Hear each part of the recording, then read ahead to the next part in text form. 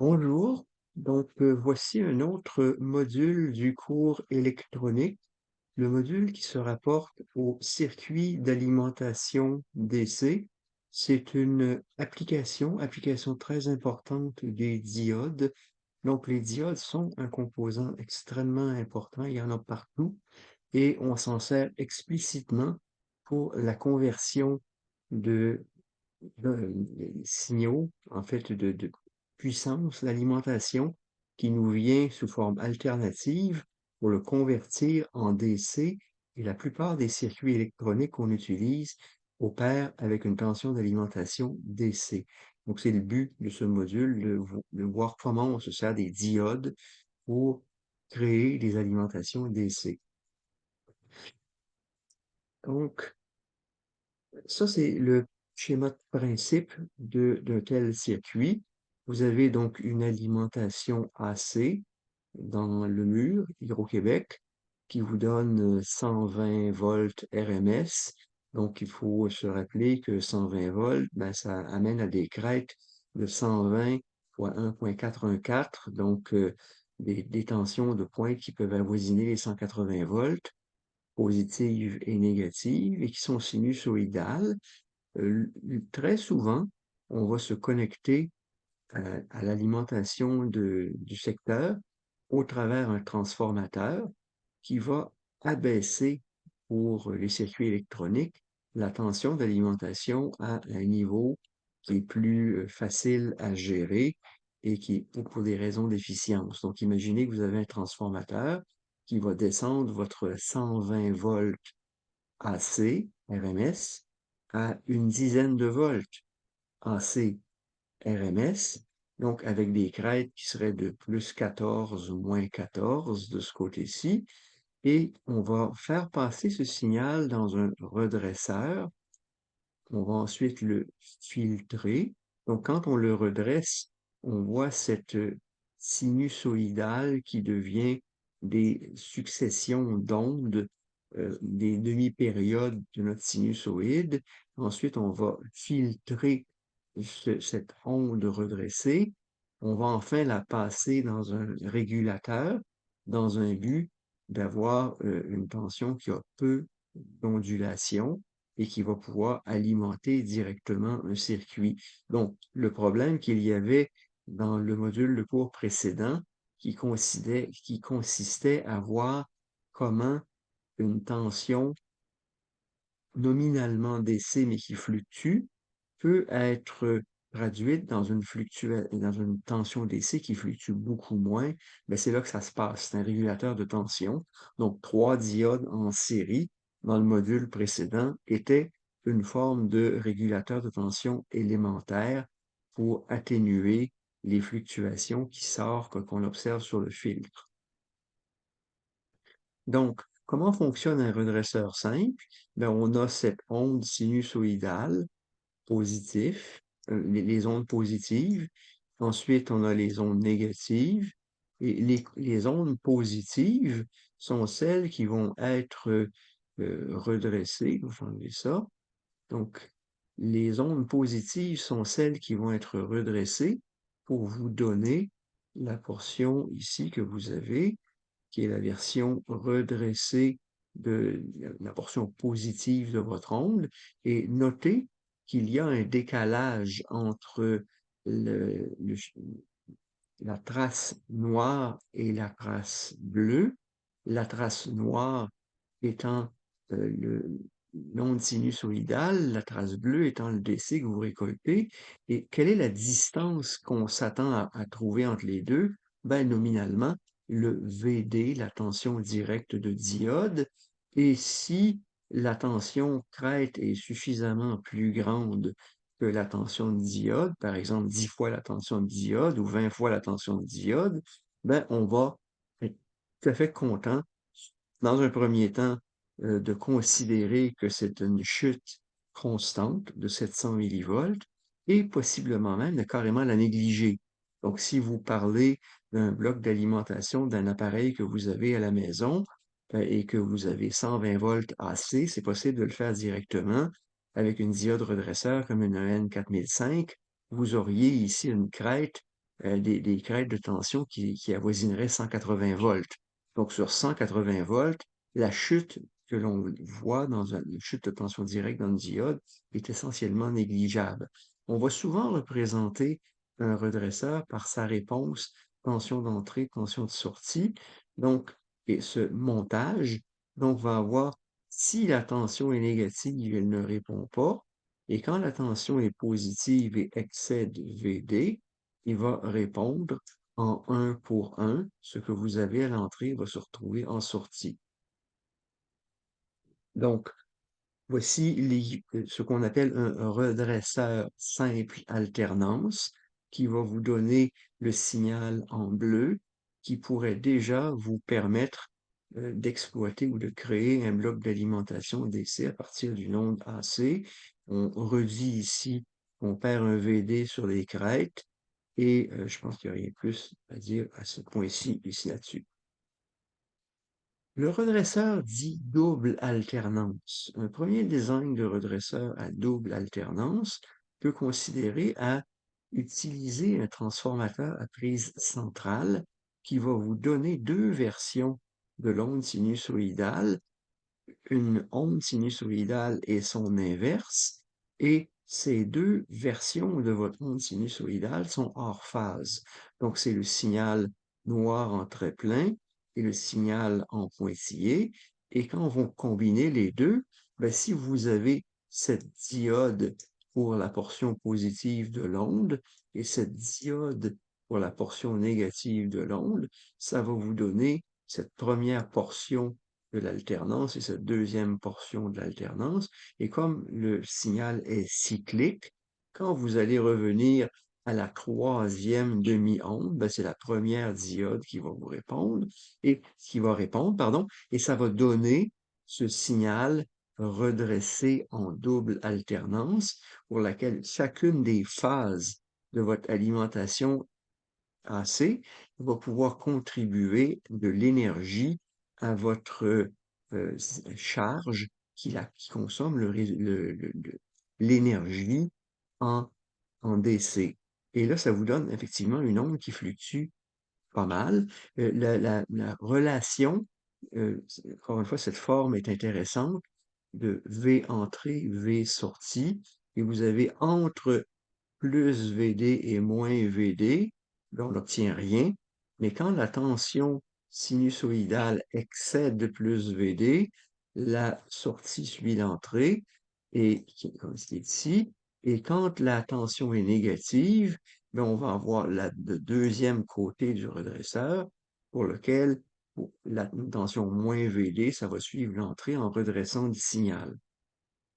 Donc, une autre illustration de la même chose, j'ai rien de plus à ajouter là-dessus. Et donc, je pense que ça dit encore la même chose. Ici, vous avez donc le tension, peut-être une chose intéressante. Oui, il y a un élément nouveau ici, la tension crête. Donc, une question qui va nous intéresser, c'est quand on va vouloir choisir une spécification de diode, une question qu'on peut poser, belle question d'examen, belle question de mini-test. Quelle est la tension maximale que la diode doit être capable de tolérer? Donc, et ça devient, c'est important, parce que imaginons que votre transformateur n'a pas de réduction la tension, donc les transformateurs 1 pour lequel vous auriez 120 volts AC, 120 volts AC et 120 volts AC, ben, ça veut dire que vous allez voir des crêtes, comme je l'indiquais, à 120, 1.414, donc aux environs de 180 volts. Donc ceci, c'est 180 volts. Et ceci, ben, c'est moins 180 volts.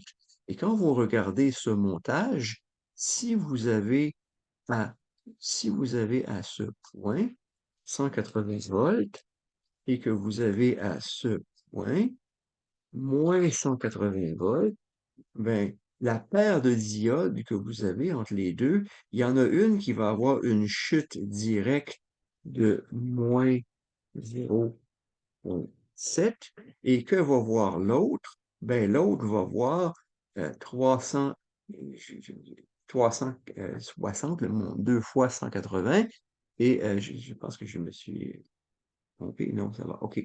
Ouais, j'ai pas tapé la bonne chose. J'ai tapé le je m'excuse, petit fausse manœuvre. Pour faire ça. Corrige mon erreur. Voilà. Taper la touche à côté. Donc, la différence de tension entre ce point et ce point, c'est 2 fois 180, 360, moins 0,7. Donc, pendant cette période ici, ben, que voit D2?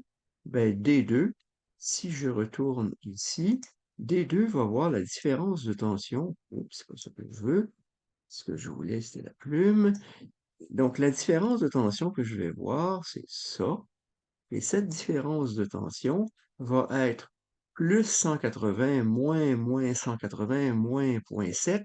Donc, essentiellement, ma diode D2, pendant à cet intervalle ici, va voir une polarisation inverse qui peut atteindre 300, euh, 373 volts. Donc, vous voyez que votre circuit commun, vous pouvez faire cette expérience-là au laboratoire. Évidemment, on ne vous le conseille pas. On ne veut pas que vous travailliez à ces tensions-là dans le laboratoire d'électronique, mais vous pourriez très bien tenter de faire ça chez vous, de prendre un fil, de le brancher dans le mur, sortir les deux fils et de vous construire un bloc d'alimentation. Mais si vous le faites, les diodes que vous mettez dedans vont devoir soutenir 2 Vs moins Vd. Et si la tension, c'est 120 volts AC, ben, votre diode, ça va vous prendre une diode qui est capable de soutenir 400 volts. Donc, soyez prudent avec ça. C'est un élément important à souligner. Donc, la diode doit être capable de voir 2 fois la crête dans un redresseur double alternance. Dans un autre montage que l'on a ici, une autre façon de faire le redresseur double alternance, mais avec des diodes, avec plus de diodes plutôt qu'avec un transformateur.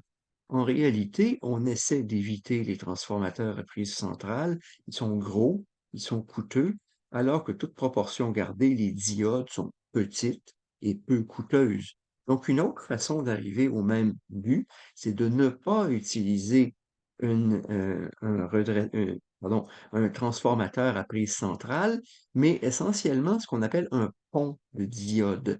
Et un pont de diode, dans un premier temps, le signal va passer comme ça dans votre charge, et dans un deuxième temps, il va passer, oups, j'ai manqué mon coup, il va passer comme ça dans votre charge, et si vous regardez l'alternance positive et l'alternance négative, vous allez voir que les diodes vont changer de direction de conduction. Et ce faisant, elles vont vous donner ce signal redressé en double alternance. Maintenant, si on pose la question, hey, j'ai perdu combien dans mon pont de diode? Ben, j'ai perdu 2 VD. Donc, je perds plus de tension dans mon pont de diode, ça réduit l'efficacité énergétique, mais si un transformateur me coûte 20 et et qu'une diode me coûte 10 sous, ben vous comprenez qu'on va être plutôt tenté d'utiliser la diode qui est plus économique que le redresseur. Maintenant, évidemment, ça dépend. Est-ce qu'on parle d'une petite tension AC dans certains cas de figure, 2 tensions de diode, c'est pas négligeable, puis on va pas vouloir faire ça.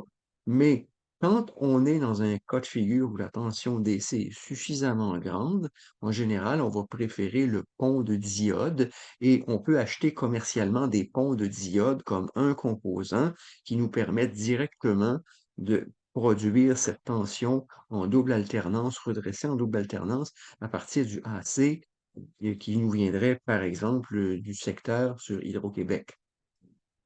On peut reposer le même genre de questions par rapport à quelle est la tension inverse que va voir une diode, puis c'est la même chose que dans le cas précédent.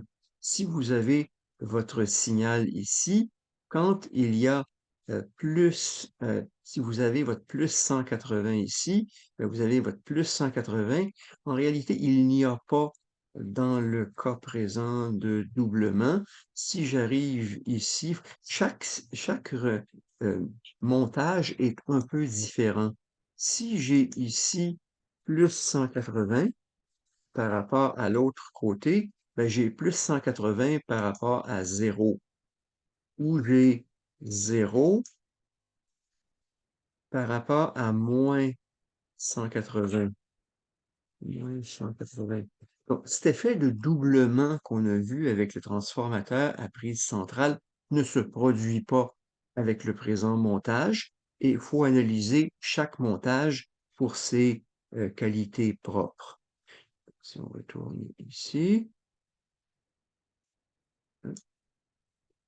Donc, notre redresseur double alternance, qui a une tension V crête qui est Vs moins 2Vd, et la diode voit une tension crête maximum qui est de Vs moins Vd, mais pas de 2Vs moins Vd comme on avait dans le cas précédent.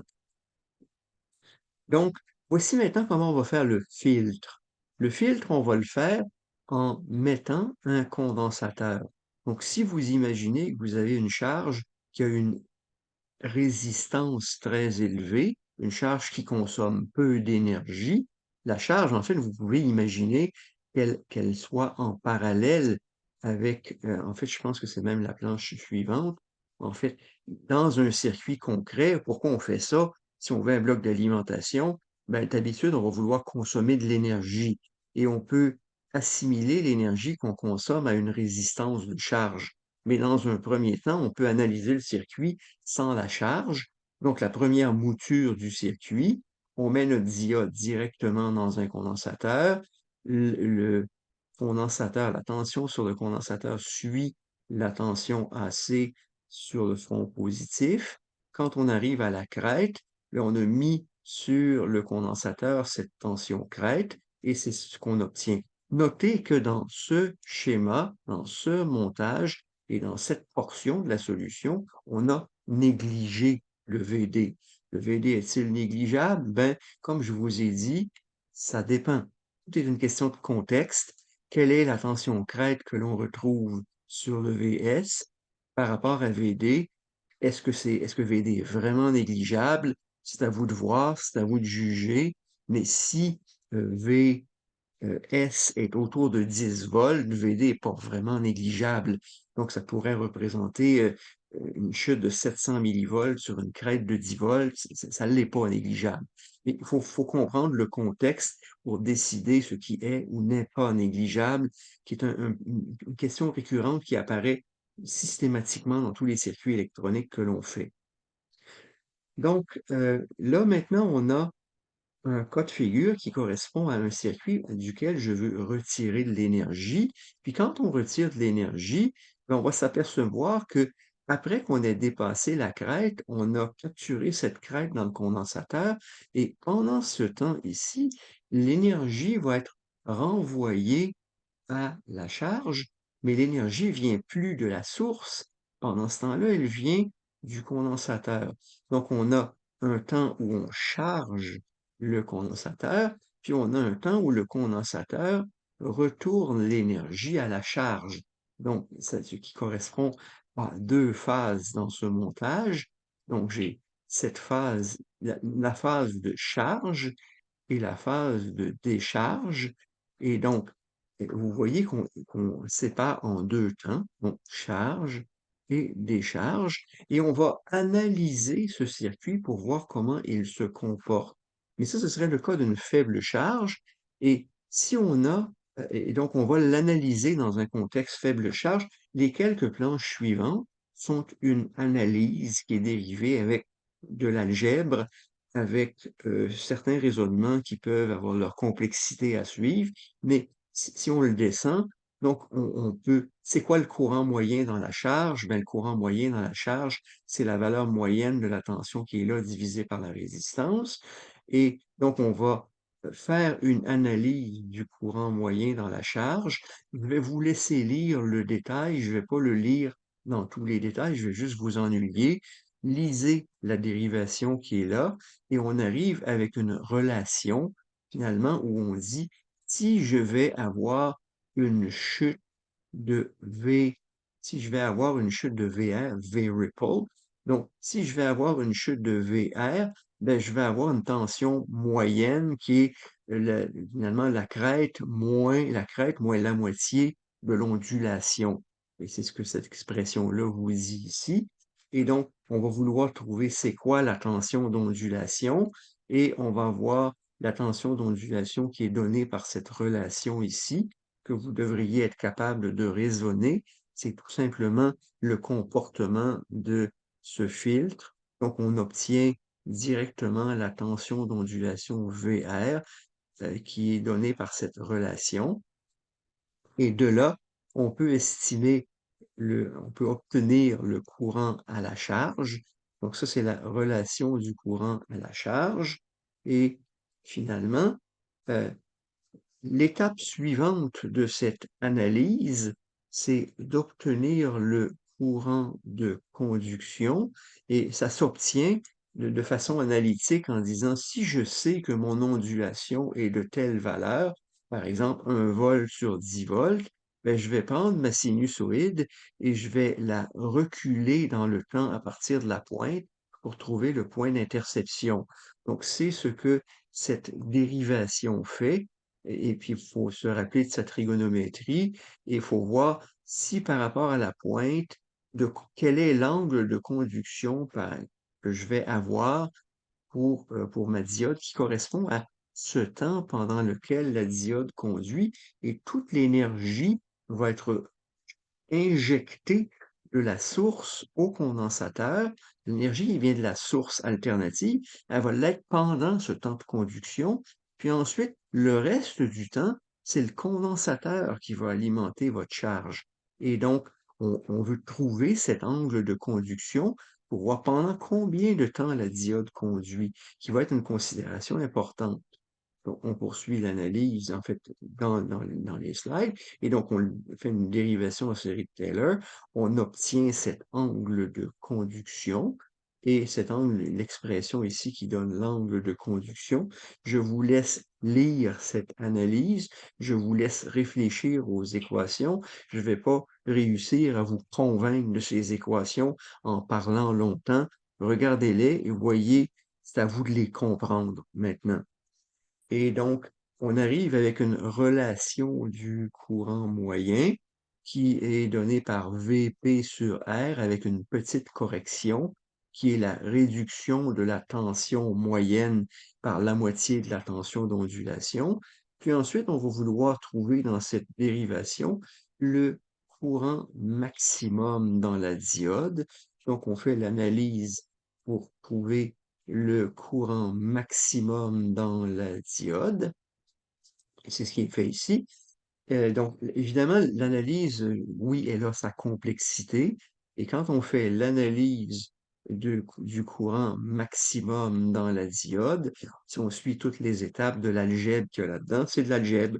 Il faut suivre les étapes.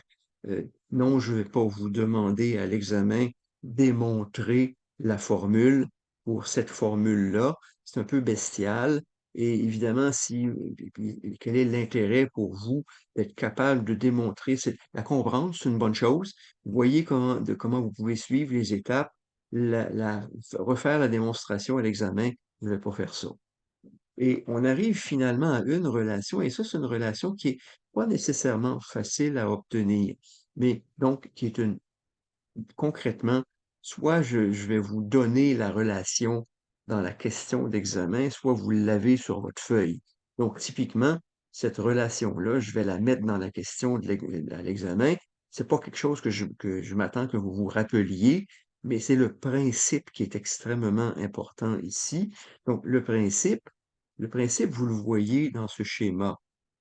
Je charge le condensateur, je décharge le condensateur et je charge le condensateur pendant un petit intervalle, je décharge le condensateur pendant un long intervalle. Donc, combien je vais voir de courant dans ma diode pour recharger complètement mon condensateur. Donc, j'ai perdu une certaine quantité de charge de mon condensateur à la charge et il faut que je le recharge complètement. Donc, je l'ai déchargé, il faut que je le recharge.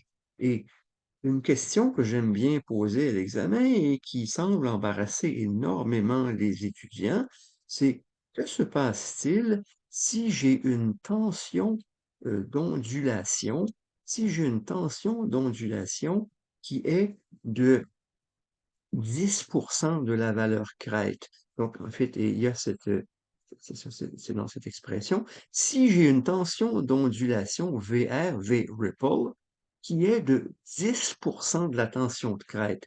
Donc, par exemple, VP est égal à 0,1, VR est égal à 0,1 VP. Ben, le VP puis le VP vont s'annuler dans l'équation et vous allez voir que ce terme peut devenir plus grand que 1. Il peut devenir beaucoup plus grand que 1. Et ça, c'est une relation je trouve qu'il est extrêmement importante quand on désigne un redresseur.